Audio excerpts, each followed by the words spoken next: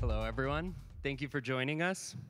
Well, I'm excited to sit down with James Eberhard today, a serial entrepreneur whose fluid truck has raised over $64 million and is making zero emissions delivery a possibility for major brands. Goldman named him one of the most intriguing entrepreneurs, and Fluid is recognized as a top 10 fastest growing company in the United States. Thanks for joining us, James. Hey, great to be here. Awesome. So, yeah, come on. Yeah, we'll take those applause. Let's go. Let's get rowdy. There's more coffee if you need it. It seems like some of you do. So, James, will you start with telling us a little bit about Fluid? What is Fluid Truck? So Fluid Truck is a platform for businesses to go hop on, book commercial vehicles. We operate in over 400 cities across the U.S., and we allow businesses to get access to the vehicles they need when they need it without having to own it. It's pretty easy, right? Amazingly easy. I mean, it's an old school industry that we've gone in and made accessible through an application. So you can go book a vehicle 24/7, 7 days a week. I mean, it's not complex, but it's something that wasn't really put out there. And we've been able to go out there and revolutionize the industry. And I kind of look at what we're out there doing is doing what Amazon did for cloud computing. You know, allowing people to come in, subscribe to a fleet of trucks, all through an app, simple, easy, and just make it seamless. Is there a particular size of business, if I'm running some sort of logistical operation, where Fluid Truck makes sense to call, or are you covering from earliest stages to the biggest companies? I mean, we work from a sole proprietor, just one person, all the way up to like a FedEx, Target, Amazon, IKEA. So, I mean, we work across the gamut, but really what we're out there doing is just giving capacity to people across the nation through vehicles. That was a pretty lame client list. Do you have any like big customers you could talk? No, I'm just kidding. I'm just trying to drop some names. I love it. How did you start Fluid Truck? So originally Fluid, we started up in 2016. It's hard to think that we're 7 years old here as of June 28th. And the original concept behind Fluid was originally Fluid Market. So we were a platform where you could go on and rent stuff from your neighbor. Started here in Denver. You know, my neighbors in Wash Park, you know, used to love me because we'd have all kinds of vehicles and people coming by to grab, you know, anything from a paddleboard to a snowblower to bouncy castles out of my garage. But you know, back in the early days, you could rent all kinds of different things off the platform. And we came up with a lot of great business models, like a ladder. A ladder, you could go out and you would make about 400% on your money. Problem is, a ladder costs $100, and so you end up making about $40 a month. But you know, it was a great revenue thing, but wasn't really scalable. And we started seeing it from, I mean, the early days that trucks were the number one thing. And we started seeing businesses all of a sudden pop on our platform, start renting vehicles from us. We're like, wow, that's really interesting. Why would a business come hop on this platform, rent a 15, 20-year-old pickup truck, you know, and comparatively they go to an Enterprise or a U-Haul and get a brand new vehicle for about the same price. And as we started to dig into it, it became evident to us that the friction at the rental counter, having to drive to a depot, wait in line, was just a giant pain in the ass. And so what we saw is like, you come hop on our platform, book it, grab it 24 hours a day, 7 days a week, show up to the vehicle in a matter of a couple minutes, you're on the road. And that simple change right there allowed businesses to come on, start using our platform, becoming really, really effective. And you know, eventually we started, you know, spending a lot of money on other things on the platform, you know, trying to get bouncy castles or tools or, you know, people to rent sleeping bags. And no matter what we did, like trucks just dominated everything we did. So eventually we said, okay, let's focus in on trucks. At the end of 2018, we cleared everything else off the platform, rebranded to Fluid Truck. And from there, went on a tear, opening up 60 markets and expanding across the U.S. Is it true that the first item was a tie? The tie story goes back to, is like, that's actually the innovation of it. I was looking for a bow tie in Brooklyn, New York at this really pretentious, hipstery place. And I figured, of all the places in the world, in Brooklyn, there's got to be some type of community sharing center for like ties and, you know, apparel. And no one ever heard of it. I'm like, that's really strange. You would think that an Airbnb for stuff would be out there. And I just started looking, and I couldn't find anything remotely like it. I'm like, well, fuck it, I'm gonna do it. Exactly. tough transition for me out of that one. No, I think with that pivot, like, what would you recommend to early stage entrepreneurs when they're thinking through and they're starting to see some traction in something? How do you make that call to actually pivot the business? Because I imagine initially it was a little scary. Yeah, well, I think it's always difficult because it's sometimes as an entrepreneur you'll think about failure and like, hey, we're pivoting the business and it's a failure point.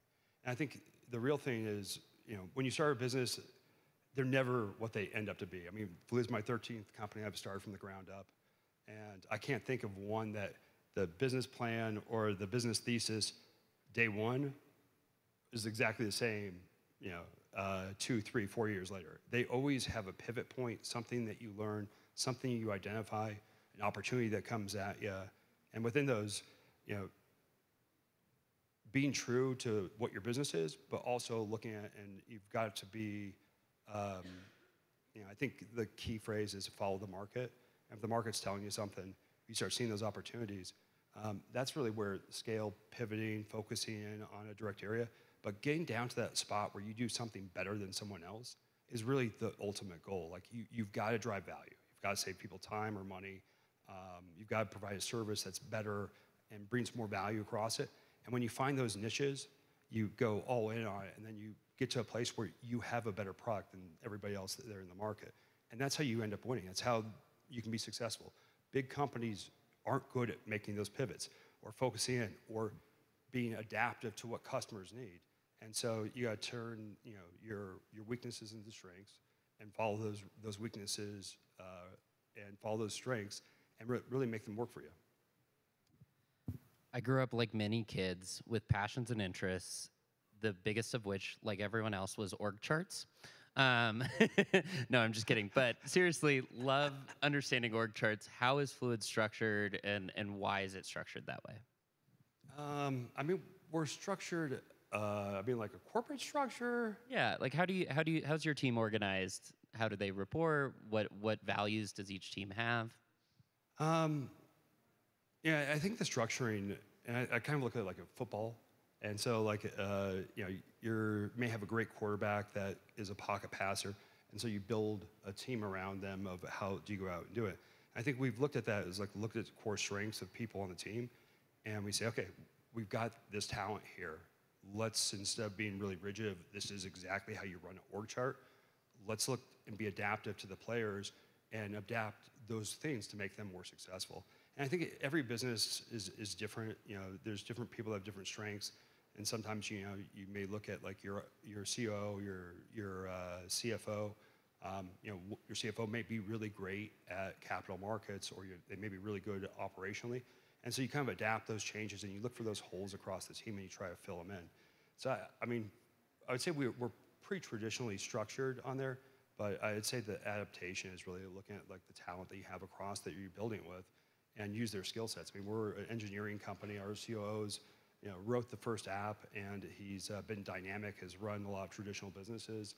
And we look at the different players and how do they, not necessarily fit into the traditional role, but how they adapt to be a lot more effective and to be able to execute across what we have to do. Awesome. Thank you for filling my personal interests. And really, org charts is a big thing for you? I think, you learn a lot from a company around how they're structured and, what their challenges are based on kind of how they structure themselves. No, totally. I mean, you can see the org chart. You can see okay, this person is an individual contributor. They have no direct reports, and they're out there filling holes. Or you see the person that's really well organized and has a big org rolling up to them because they have that discipline. Yeah. Every now and then you see a crazy org structure, which I think is trauma related. Like someone went through something in the past and it really structured how they need to think about their team. Can you give examples of the craziest org structure you've seen? No, not off the top of my head. But is that because of confidentiality, or you don't want to share because it's that bad? It might be a personal attack at a certain level, right? I've never heard of personal attacks over an org chart, but I could see it. We can grab a beer later. All right, I'm all for it. So how do you approach growth? Obviously, Fluid is incredibly fast growing. What is the approach to that? How do you prioritize different things as you grow? It's a really good question. I mean, we've seen a crazy growth that not only was accelerated by COVID and last mile delivery. I mean, going to and focusing in. I mean, prior to COVID, we focused in on last mile delivery vehicles. We looked at and said, e-commerce is growing, and so naturally there's going to be a need for more vehicles. There's lumpiness on any type of retail transaction. Traditionally, paydays have driven it, or holidays. Back to school, you see those events that trigger peak time for different retailers. And when you go online, that same thing happens there, which means that there's always this volatility, except for the foot traffic isn't going in, causing longer waits. It's causing more vehicles to be out on the road during certain days. So like a payday triggers events and deliveries 1 or 2 days after that. In some cities, you'll see 3 days after that, based off of what the delivery timeline looks like. People get paid, they spend money. A day later, 2 days later, a truck's out on the road. And so we're like, let's double click into that. We're looking at e-commerce that was growing at high teens, and for a pretty massive industry, like, wow, that's a big space. And so we really focused there. We didn't predict COVID, and that really accelerated consumer behavior, because that high teens growth rate all of a sudden doubled, tripled, quadrupled those things, and forced people that had never bought toilet paper online to buy toilet paper online.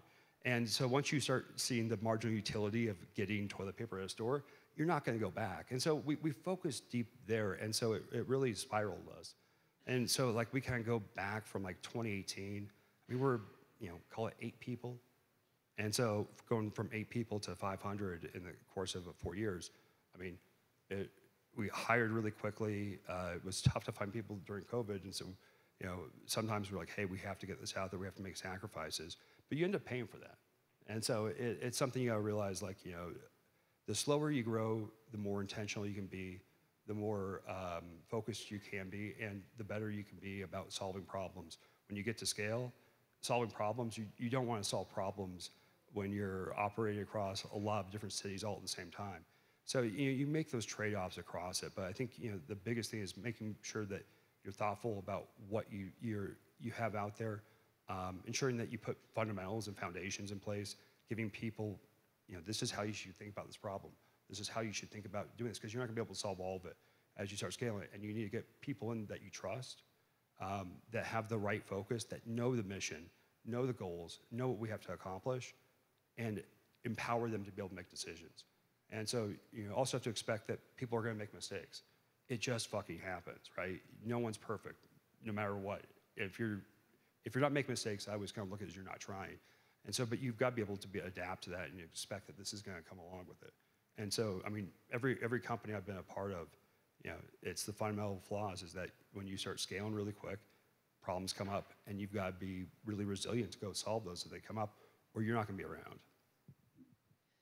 I feel like in the companies I've been in, when you reach specific levels, like, things kind of break, right? You get maybe 20 employees, you gotta reinvent the company to get to like 50, right? Is that something you've experienced at Fluid? And like, especially with that rapid of growth, were you rebuilding the company like every 3 months, basically? I mean, I kind of look at like fundamental mistakes. Like our first accountant was person number 40. So the first internal account, which is never good. Our first HR person was the 80th hire on, which typically you want that done in the first 30 or 40 people. And so like there's mechanisms where you've got to be intentional about what's important. You've got to be intentional across all those different spots. But ultimately, like you are going to make mistakes across, and you just got to be dynamic on how you deal with it. One thing from my understanding of Fluid is something that's kept that growth path going is the company's core values. Can you talk a little bit about those and how they're instilled in the company? Sure. No, and it's amazing. Like from 2016, when we were trying to get product market fit, and we were trying to kind of really identify what's important to us, they've held true. I mean, so ours are drive, own it, which is take ownership, be responsible to it, growth, push yourself, push your team, innovation, never stop challenging the system, and integrity, allowing people to go out there and do the right thing for the customer, do the right thing in those situations. And those have really been something, I mean, I could argue that we probably spent too much time really trying to design that from the foundation.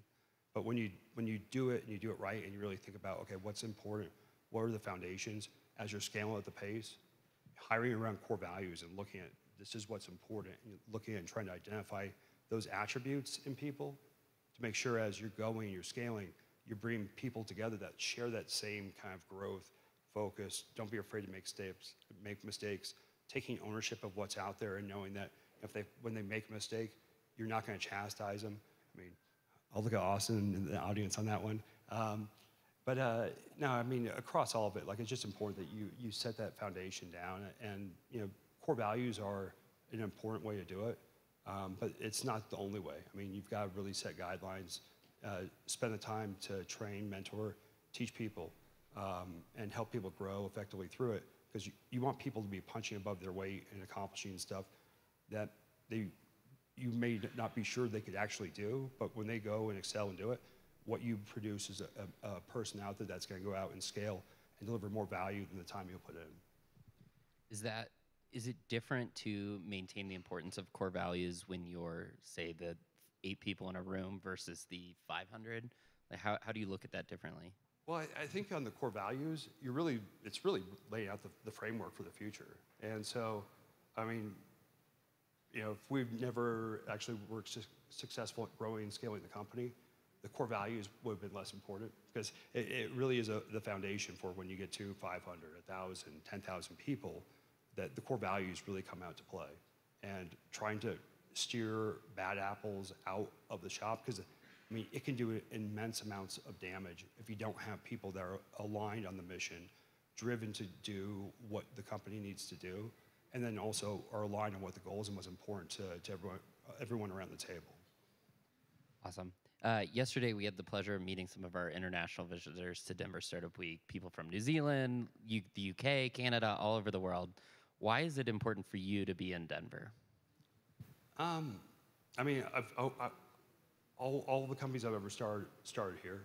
I was living in DC when I was starting Fluid, and really just the foundation out here, the network. There's a lot of people that are migrating to Denver, and they're coming out here. Some people are coming out here because they're sick of the Bay Area. Some people are coming out here because they're looking for change. Some people are like, I want quality of life.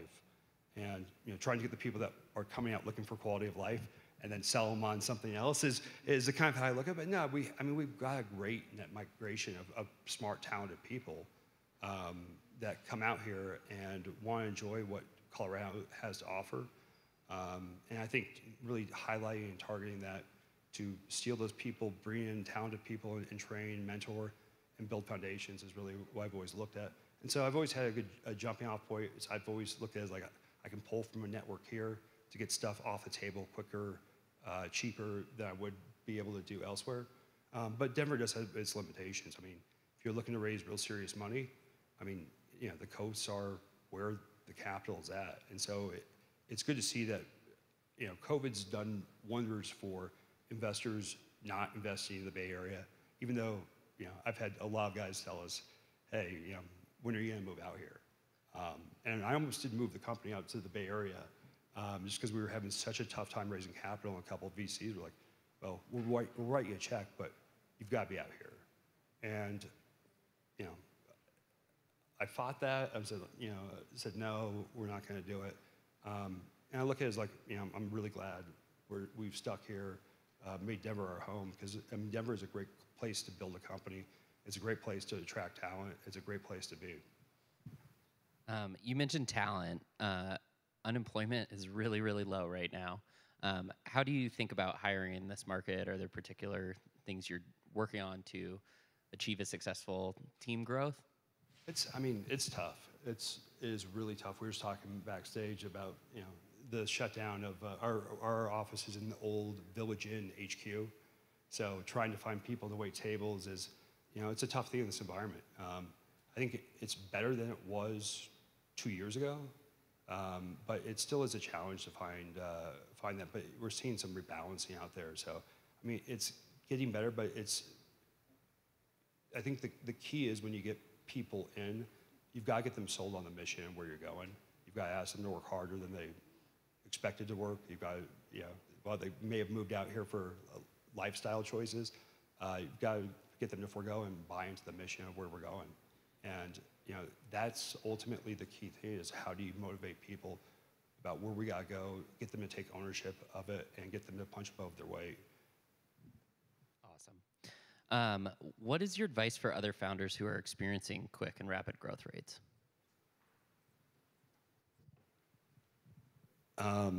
Wow. It depends on the industry. I mean, managing rapid growth is a tough thing. You're moving so fast. Sometimes you're making decisions too quickly. And I always encourage it. It's grow within your plan, grow with what you're trying to target. Don't chase stuff because other people are like, hey, you have to do this. I mean, it's not a competition. It's really about what your mission is. And so when you go back to it, I look at what's the plan, what's the focus, and making sure that you're balancing it. And as you're scaling up, you need to say no a lot. And it's say, no, we can't invest here. We're not going to put money there. So when you start diluting yourself, you start creating factions. And when you have factions, you have different pods that are operating in different ways. And it's just really important as you're staying at the growth, you got to stay focused on it, because you're having shit fly way too fast at you, that if you add on one thing, well, guess what? That just stole, could be 10% of your time, 20% of your time.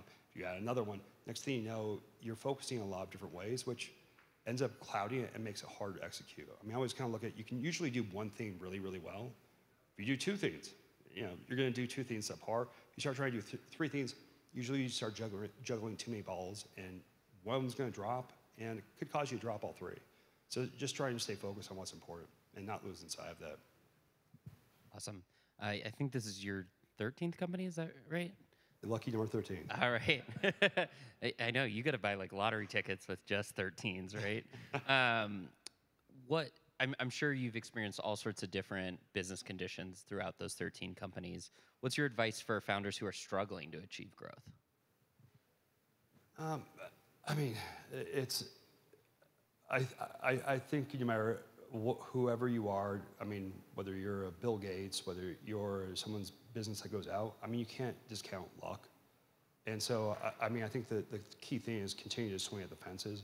I was just with a buddy, he's winding down a company up in Boulder right now. And really great concept, amazing tech behind it, but they just couldn't find that product market fit. And, I was expecting him to be pretty down. And I'm just like, talking to him, he's got $80K left in the bank. He's going to take one more swing at the fence. But, I mean, ultimately, that's what you got to do. And sometimes you're going to strike out. And it's just, I don't care who you are. I mean, Elon Musk seems to get pretty damn lucky on a lot of stuff. He's also insane on that side and has infinite capital to throw at things. Maybe you call Twitter, it could be bombing out. But I think ultimately, continue to take swings at the fences, because, part of everything is out there is luck. I mean, I had a great company that, in the first 12 months, we got up to $250,000, it was break even. It just so happened we started it in 2007, and it was in real estate. And so as soon as the Lehman Brothers went bankrupt, that business went from a place that we were going to scale across the U.S., profitable, great unit economics across the business, and then all of a sudden, 2/3 of the market collapsed out, and that business was on a fire sale within 90 days. And it's like, you can't discount that. And so, ultimately, when you look at it, you can't get down. And just going back to my buddy, he's like, look at him, and he's started up a bunch of companies, and he's done amazingly well. But I thought he was going to be much more down than he was. He's like, no, I got one more shot. I got one more. I'm gonna focus in here. I've got $80K left, and if not, I've got this other idea. And he's going to keep on building. He's going to keep on taking swings at the fences. I think ultimately it's what we all got to do. Well, I didn't even have to go with the how I built this, is this luck question. So thank you for answering it for us. I have a question about just a lot of people at Denver Startup Week have a mix of businesses. We've got a lot of software businesses in Denver. How should someone who maybe is doing their first business with physical assets think about asset management? I think that's probably a unique challenge Fluid faces very frequently. How do you think through how to manage all these assets? I mean, That's the whole business question. Yeah, yeah. It's I mean, this is my first physical asset business, and so I mean, there's been a lot of challenges across it. But I think, going back down to the base fundamentals and looking at this asset needs to accomplish this. Here are all the risk points. Here are all the steps. Analyzing what has been done in the past, but looking back at the customer and starting from there is always the first way, whether it's software or physical assets. I mean, managing physical assets has a lot of challenges because with code, you can just push out a new release. You can push out something and you're like, oh, that broke a bunch of shit. So you can say, okay, we're going to pull this back out of the repo and redeploy. When you have a physical asset, it's insanely costly to do those things. So it means that you got to be really disciplined, really focused. The more narrow set you can have, we're talking about Southwest. I mean, they focus on one specific plane type, and they don't have a mirage of other things. It makes it a lot easier to manage. But I think being thoughtful about what that looks like, and when you're always doing software, it's so easy to push a fix. And like I've pushed out problems, and all of a sudden you watch the revenue drop all the way down. You're like, oh shit, we got to push this release back up, and you can do that instantaneously. You can't do that when it's in the physical world. And so it means that you've got to be a lot more disciplined about what you're doing. You've got to be a lot more thoughtful. And as you're scaling, you've got to make sure that you've got things under wraps because the physical asset side is one that makes it really hard to push out a release, a patch as you go. It's a little different fixing a bug versus a truck's brakes not working, right? Without a doubt. Totally. You guys are on a pretty rapid transition on adding a lot of electric fleet. How's that going? What are the next steps on that transition? I mean, so I kind of put the electric fleet. You have consumer cars. I mean, so like Tesla has been out there for a while. They really have hardened that overall vehicle.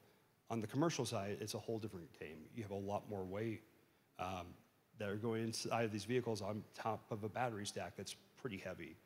And so like a lot of the first commercial EVs that are out there, I mean, they still have some challenges out there.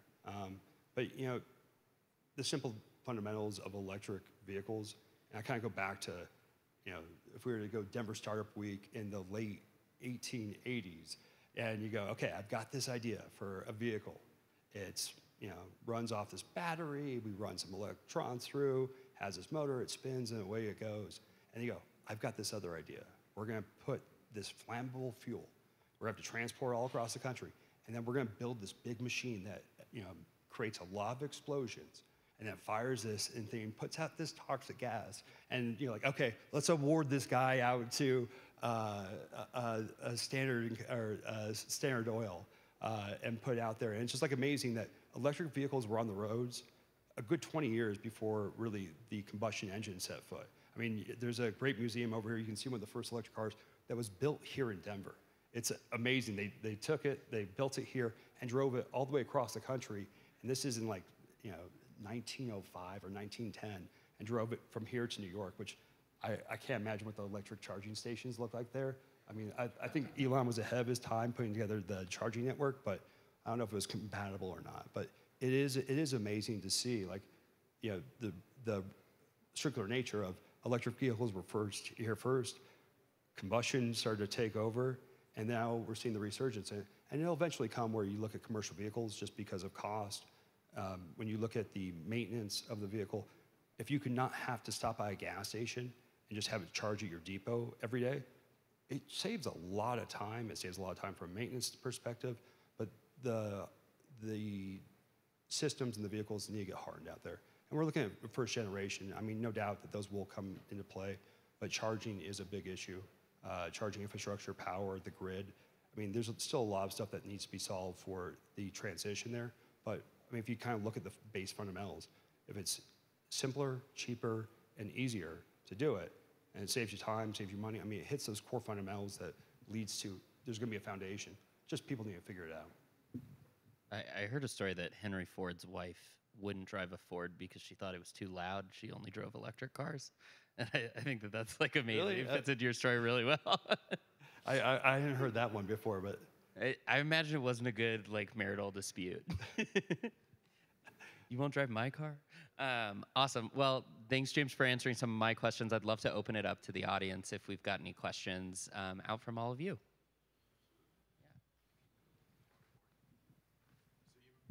You mentioned Southwest Airlines. They chose to go with Boeing 737s, right, for maintenance, for relationship with Boeing. Have you done something similar with your fleet? Is it Ford? Is it GM? And is there a reason why? I mean, Stellantis is probably our biggest supplier, but we work with Ford, GM, Mercedes. So I think that there's components when you kind of look at the asset base, because what you don't want to have is one asset that, I mean, right now we do have a heavy reliance on Stellantis, but ultimately you want to have diversification in your portfolio. If there's a recall on a vehicle or if there's something out there, having too much concentration is never a good idea. Which, I mean, I would say that, because of the supply chain, I mean, we are more concentrated than I'd like the fleet to be. No, we have actually a pretty unique model where the vehicles that you see, if you ever see like a white van that says Fluid Truck on the side of it, so that's not owned by us. It's owned by third-party, what we call vehicle investors. So they go out, we organize the buying program and drive discounts. I mean, typically we're 25% below if you were to show up to a dealer and buy that vehicle. We organize that buying program, so independent people set up an LLC, they buy the vehicle, and then our platform manages it out. And it looks like if you were to go out and buy a rental property, put up an Airbnb and have a property management company do it, so it's completely passive, you don't have to do anything. We've set up the whole thing except for we've set up the buying program for the vehicles, and you basically have partner banks you finance the vehicle with, and it goes out and prints cash. I mean, it's probably the secret how we've scaled, because, we've raised $63 million, but we have, I mean, call it about $400 million in assets on the platform, and it's because of our third-party partners that buy fleets of vehicles, and just kind of watching people that started off with buying 5 vehicles that now have a fleet of 200 and print a bunch of cash every month without having to go out there and do it. And so it's something that's created a lot of value out for them. It's also been the mechanism of supply that's been able for us to build the network really fast and efficiently. Awesome. Other questions?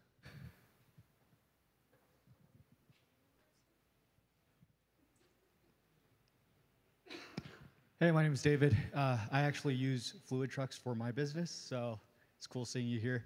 As you grew from 8 people to 500 in 4 years, like you mentioned, did you look internally in the company to find leaders for the company, or did you have to look more outward? Was it a combo of both? Yeah. I mean, for the most part, it's, I mean, we have a real focus at organic and growth of individuals. And we have brought some people from outside of the company, but for the most part, it's trying to grow leaders inside the company. And like, I mean, I always kind of look at it as like my ultimate objective is to grow people that are going to go out and build companies that are going to tower over it. So I hope, like these 3 gentlemen sitting right here, I mean, they all have a KPI goal that someday they got to go out and build something that's going to be out there transformative to the world. But I mean, I've tried to stay internally on it. At some points, you have to look externally. And I think ultimately, trying to find people, grow them into the spots, but recruit talent where it's outside of it. Where do you use Fluid Truck at? So I started a company a while back. We picked up books from libraries and schools to help them recycle. And it's very seasonal, like schools, all the pickups Yep. happen at the end of the year. And so we need all the pickups happen at the end of the school year, so we pretty much, it's like on demand. So it's like we just hire drivers and then use Fluid Trucks when it's peak season, and then offload when it's off season. That's awesome. What's the name of the company? Dream Books. Dream Books. Yeah, we just celebrated 15 years. So. All right, congrats. Thank you. Yeah. Yeah. Awesome. David, great to meet you. Likewise.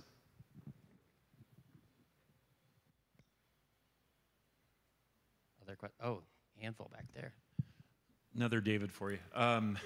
So with your growth, you've pretty much canvassed the U.S. market, like you're pretty much in every major U.S. city. So as you look at internationally, and particularly because your clients are multinational companies, I imagine they're looking to some of these same services in other countries. And to stay focused, what's your plan for international strategy going forward, particularly as you have demand from some of your clients saying, can you take this service to other countries? Yep. So we've laid out the foundation to go into Canada and looking at Germany, France, the UK. We haven't pulled the trigger on doing it yet. You know, the thing is we've got out to, and we cover about 85% of the US population. But even within that, I mean, we're barely scratching the surface. And so it's continued to densify there. And then as we kind of look at how do we export our model, bring it into the G8 minus China, it's kind of like what we look at as our global piece. But I look at like the fundamentals behind what we do work really well across the G8, the G20. As you start looking into the developing countries, asset management insurance becomes a different set, but it's even needed more in those places because of the fractionalization and going to places where you buy toothpaste, buy the squirt, you know, you're in a very fragmented place where access to that can breed a lot of economic activity. So, I mean, it definitely has an appetite for that, and having worked across 60 countries, heavily in the bottom 100 side of the world, it's a lot harder to do business there too. And so you start hitting economies of scale, but I mean, eventually as you start following, I mean, really it's the population and the GDP, and you kind of go past those points that you start looking at how do you set up effective franchises, JVs into countries. Some countries, you know, it's the business structuring gets difficult, but we kind of look at like our first roadmap is the G8 minus China. China's, I don't know, I've gotten beaten up there too many times. Hey, my name's Brandon. So I'm really curious with your experience with 13 companies, like starting them. What have you learned about the 0 to 1 process, I guess? Like you've obviously had a lot of ideas, some of them may be good, some of them bad, but like how do you know when to, do you just follow through with the idea regardless and kind of figure it out later, or what's the process with that? I mean, when you start up anything, like you'll find out, you know, usually you go through, you vet with a lot of different people to make sure it's a good idea, it's sound. And sometimes it turns out you're just completely wrong. And so it's like, I had one company that was called Geopol. And originally it was for charities to go out and monitor in developing countries what the situation on the ground is. And we use the mobile networks to go and target people in remote villages, and we could report in real time and say, what's the quality of water in this area?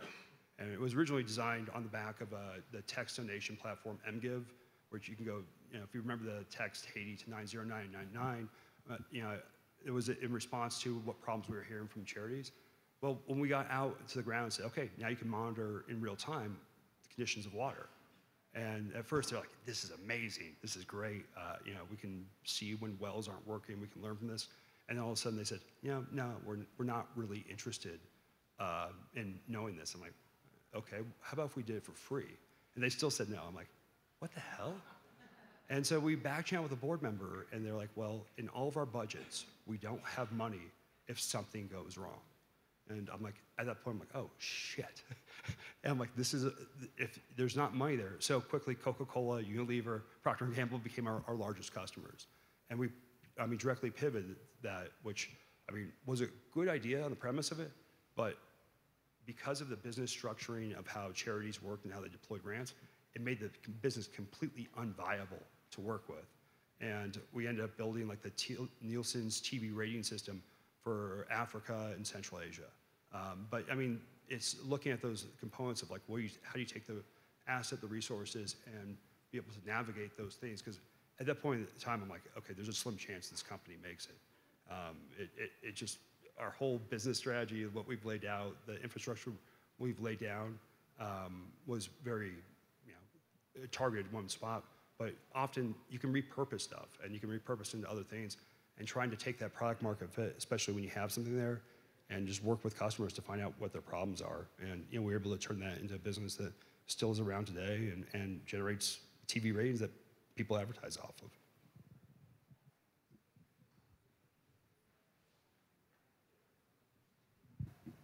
Hi, I'm Jamie. Hi, everyone. We've learned today that your customer base goes from dream books to large multinational corporations. I'm curious if you're receiving feedback where the value proposition that Fluid Truck offers is similar despite the scale or type of business, or is there differentiation between the startup or the 15-year company versus someone that operates internationally? I mean, I think as you look at like how do you bring customers in the pipeline? How do you go solve their needs? The bigger the company is, the bigger the procurement process is. How do you integrate into their systems, protocols, and processes? And so, I mean, you're continuing having to do that for big customers, where you say they need the invoicing system to work like this.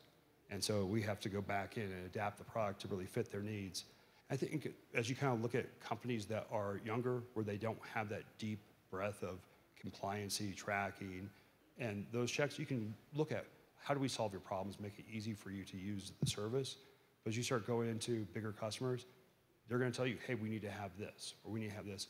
And a lot of those times, like, you got to make a decision. Is it really worth the squeeze? Are you going to change your business product? Are you going to change your processes to accommodate them? And I think it really just becomes a business case. And sometimes those conflicts are, if you make a change here, it will change the whole outlook of the business. And some of them are subtle changes that can have, pretty wide-spelled ramifications on what you do, how it works, the cash, the capitalization of it, the payment terms that come on that. And we've all heard stories of like companies that have looked at Walmart and gone to a Walmart. And they have a product, and next thing you know, Walmart puts it on their shelves, doesn't sell it, and they're out of business. And so I think it's just, you look at those products and services, and you just got to be conscientious of, it's easy to get tempted by the big guys, but it not always is worth going and get in bed with the big guys. And I think it's just, you've got to look at the product and what that means for the rest of the business. I think we got time for a couple more. Hey, James. I'm Alan. So you spoke a lot about the core values and how important you use that from 8 employees to 500. I think these guys are part of that, right? How much does, what gets you out of bed in the morning, and how much does that, because you've had 13 businesses, right? Like, what gets you out of bed every day, and how much does that get kind of thrown into the conversation around core values and in your employees and bringing them into that vision? Well, I think with the core values concept here is, it's something you're really driving to put that foundation that's going to be bringing the people in, helping them grow, and giving the foundation for them to hire the next batches of people, for them to hire, manage, and train. And you always try to lead by example, even though I don't know if I always do a great job of that. But you always want to lay down that foundation, and using the core values as a guide for people to look at, who do we need in this business to drive success? Who do we need in this business that 10 years, 20, 100 years from now are going to be driven off of these functions to drive the people that hire the next 100 people, that hire the next 1,000 people, that hire the next 10,000 people. And I always think that foundation, you need it when you start scaling, because if you aren't looking for those attributes, it's really easy to bring somebody in that may be an obstacle, may cause problems with inside of it. And I always find that it takes one person that could really drive chaos, take the distraction away, especially the one commodity that's probably the most precious is time. And so when you have someone that's distracting, disrupting, trying to take and derail the company, it's probably, it seems really small, but it's the one surefire way that you can have a company fail out. And really, sometimes you don't always know it, but you've got to be quick to eradicate it. It does get me, but I don't know if that answers your question in terms of getting out of bed.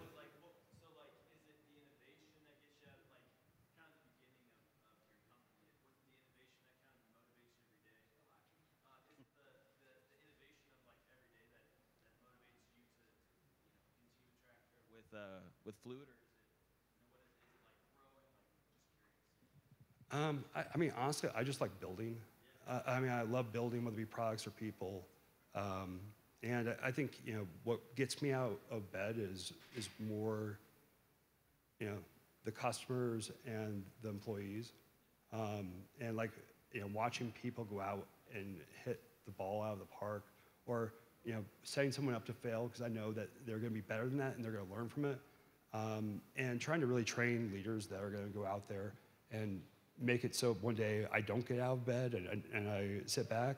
I don't know if that will ever happen, but I think it's those kind of fundamentals. Like, you know, I love building, and I love other people that share that passion of building. And I love to continue that, and I find it infectious, and I want everybody to go build a business. Like, you know, I don't care who you are, like, you could be 80 years old, like, let's go build something. Hi, Alex. So you talked a lot about people and kind of the core values, and I wanted to segue a little bit into culture.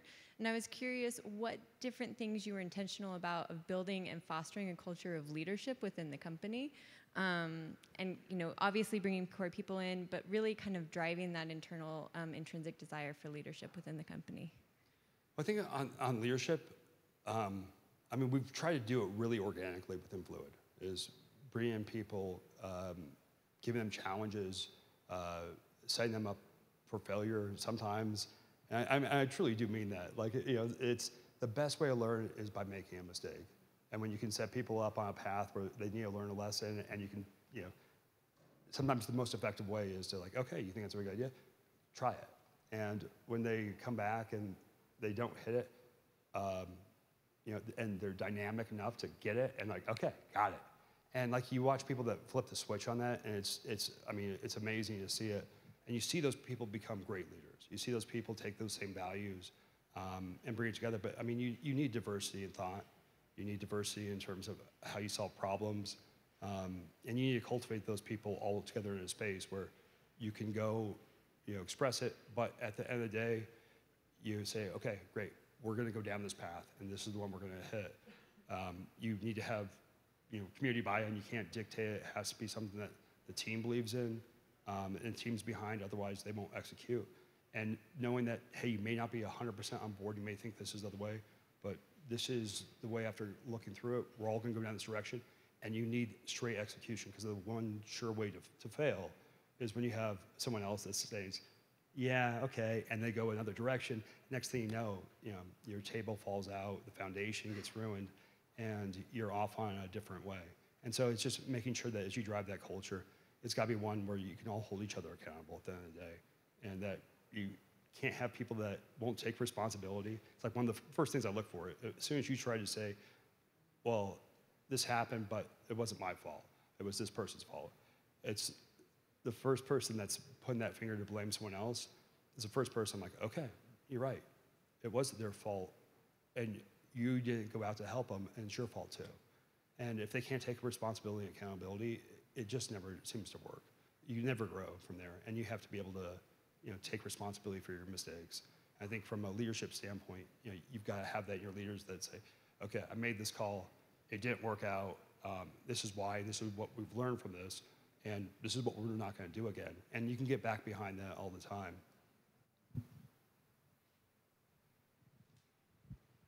Hi, James. My name is Jake. I wanted to kind of ask you about how you feel junior talent and people first beginning their careers fit into fast-growing startups. Well, I mean, you know, the great thing on the junior talent side is when you're going to spaces where no one knows it, no one's an expert, well, guess what? You know, everybody's an expert then. And so I think it's, you know, one of those things, like, as junior talent, and I kind of look at when I was, you know, your age, going out there building businesses, I would first acknowledge, like, when you get in a room with a bunch of gray hairs and you're sitting around across it, you own that fact and say, yeah, you know, I understand this market. I've got the time, the passion, and we know how to execute on this. And you flip it on them. And so you've got to take those weaknesses and turn the strengths in any of the spots. But, I mean, when it's a startup and you're chasing a new product, no one knows what they're doing. And as long as you can acknowledge that and you don't say, okay, it's the best idea and the rational idea, and how do you engineer it and how do you justify it? I mean, those are what wins. And so, you know, I always kind of look at, you know, don't be concerned about your age, whether too young or too old. It's looking at what your strengths are and putting those to work. And that's always going to lead you to a place of prosperity. All right, time for a couple more. Hi, James. When I first sat down, my biggest question was, how do you manage all the assets? But then you touched upon a program that you set up for vehicle owners to be a part of this whole industry that you've created. So in essence, you've created a whole nother cottage industry and put a lot of other people on the map because they're asset owners using your platform. Can you talk a little bit more about that? Because that's very intriguing. It's similar to other, fractional ownerships. I don't want to use the Airbnb model, but it seems like that's kind of what it is like, and that's just fascinating. Yeah. Well, no, and that's been the fundamental of our ability to scale so quickly. I mean, back in the days before we had developed out our FVIP program, we were like, how do we get these assets? We have to go out and raise tons and tons of capital. We're looking, how do you raise hundreds of millions on an idea? And so we first started seeing out, I was the first buyer of vehicles for the platform. And we started looking at the returns off of it, started showing it to some friends, like, wow, that's pretty compelling. And next thing you know, it started to build upon itself. And the whole thing's been a network of people that are referring each other, to friends, like saying, hey, look at this. I get my weekly report of how much cash I've generated. And then, through the program, it also has this great ability to defer taxes. So you can go finance a vehicle and you basically then take the accelerated depreciation, which offsets your gains. And so we have a lot of people that are doctors, and every year they buy whatever their income is in trucks. And so it nets their W-2s to zero, and they're able to defer a lot of their taxes. So it's been a great program on that, just as the foundation of it has built out a network of people that have a side business. It could be a neurosurgeon, and they get reports in every week and get deposits into their bank. So that kind of fundamental, and it was really built out of necessity. We had investors. We were first talking about the program, and one gentleman I'm not going to mention his name, but he's like, we pitched the program. He's like, that's going to be a slow boat to China. And he's like, there's no way that's going to work. There's no way you're going to find enough people to buy enough trucks. It's just not going to happen. And I took it at heart at first. I'm like, shit. He's a pretty smart guy. He invests a lot of capital. But what? The economics make sense. The tax benefits make sense. And we got first people on there, and that turned, from that first 4 or 5 people, turned into 50, turned into 100, turned into 200 just organically, just off the merits of what the program was. And so if you engineer the right program, right economics, and you try to drive benefits, where you're driving either capital or time back into people's pockets, it's the foundation of a good product, whether it's the lead source to drive the supply for your platform that you monetize on the back end with the demand. So it's looking for those little nuances that give you the edge, because I haven't seen anything like it. Some of the foundations I took from the real estate world for people that go out and buy rental properties. And the whole idea is, could we actually do this with a depreciating asset? And the answer is absolutely. People invest in vehicles all the time, in fleets of vehicles. Most of our competitors are these big asset owners. And how do we fractionalize it, make it super easy for people to do it? So you can sign up on our website, go through a short vetting process, and then we connect you with a bank and with a vehicle dealer. And within 30 days, you've got a fleet of vehicles that are out on the road that take really none of your time to go out there and manage. And it's been pretty cool to see that transpire, because I always kind of see it from the backside, but every year we have a party, and having guys come up to me like, hey, this has transformed my life. I've been able to drive a meaningful second income that is now bigger than my original one. Plus I'm offsetting taxes, and the capital that's been produced to this is tremendous. And it's been cool to see it from that part. I've always thought from an investment part. I've never seen it from what that does, but it's really cool to hear those stories of success that comes back through it. All right, one last question. Scott Payne? Oh, yeah, absolutely. Yeah. Is that what it was? Oh, they had some other problems in there. There's been a lot of businesses that have tried to fractionalize assets. I think the real macro challenge with Fare was Uber and Lyft. And when you can go out and take an Uber or Lyft, pay a little bit more money than you would for a car to go or a zip car, well, it's a lot easier. And for the amount of money you have to spend more for Uber or Lyft, the time savings, not having to go walk around, look for where it's at. You know, and I think we had a lot of trouble with that in the early days because you have like Get Around, you had Fare, you had Zipcar, you know, there's a handful of other ones that were out there. And they couldn't really drive that because they'd either own the assets and it made it tough for it. But the fundamental thing is that the value that Uber was capped what they could rent the vehicles for to other people who were having to come to that subscription. Was it? Well, I think that the difference between, well, I think the core difference is how many people are driving a cargo van as their commuter car and then can go moonlight in the evenings and weekends. No one owns these vehicles.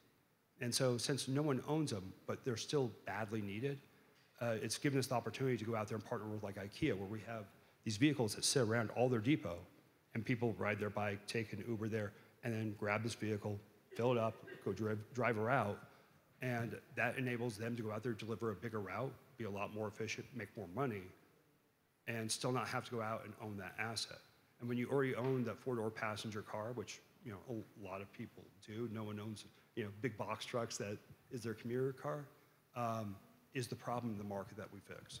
And that's where like the ride share or the car share programs have had difficulty because of how easy and how convenient and how cost effective Ubers and Lyfts are. What's that? They all have problems. Yeah, and it's the competition, the marketplace coming from Uber and Lyft. Sorry, I think we had one last question. Yeah. Thanks so much. James, I just love your business model. I've used it quite a few times. I probably use Fluid on a monthly basis and just can't rave enough about it. It blows Ryder, Penske, everybody out of the water. So just congratulations on your success. What's the name of your business?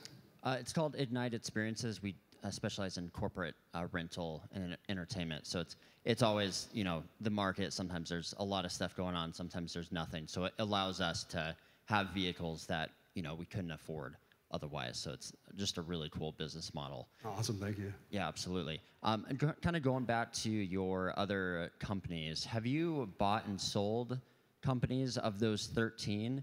And I guess what was your experience with either buying or selling those businesses? And do you plan on either buying or selling more businesses in the future with either expansion onto Fluid Truck if you see a business that you want to add on to the model and you'll buy them out?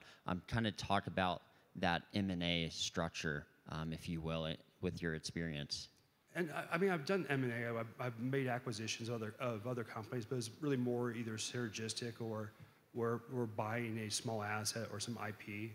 For the most part, all the companies have been organic, and I've sold, 3 of the 13. Some of them still operate out there today, and I'm an investor in. But I mean, for the most part, I go back to I've done M&A work. I don't love it. I'd rather be out on the organic side, building it, figuring out how to engineer it and design it, and sell it and drive value back in. I don't know. There's people that love M&A, and there's people that are really good and really successful at doing it. It's just really not my forte. So you would never buy a business to add on to Fluid Truck? Oh, acquisitions, yeah. I mean, you look at, there's all kinds of reasons for acquisitions. I don't know. I tend to go more towards the side of let's build it, because I'd rather build something, engineer it right from the ground up. Unless it has some real strategic value or it saves us time, it saves us money. But my first notion is usually to build, and then if it's a compelling case is that it's going to drive a 1 + 1 = 3 scenario. Definitely on the acquisition front. Awesome. Thank you all for incredible questions. Thank you, James, so much for your time. Thank you for building a great business in Denver. And if you need a truck, he's got some. Thanks all. Appreciate it, guys.